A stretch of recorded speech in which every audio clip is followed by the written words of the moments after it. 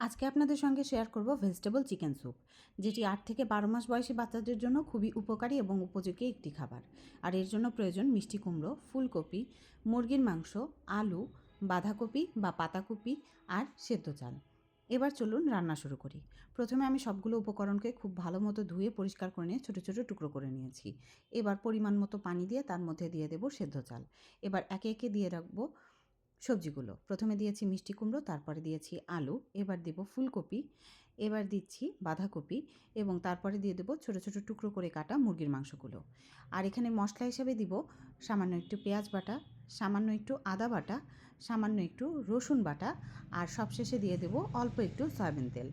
এবার ঢাকনা দিয়ে ঢেকে দেবো রান্না করার জন্য। পানিটা যখন উতলাবে এরকম, তখন এর মধ্যে একটা এলাচ আর একটা লবঙ্গ দিয়ে দিতে হবে।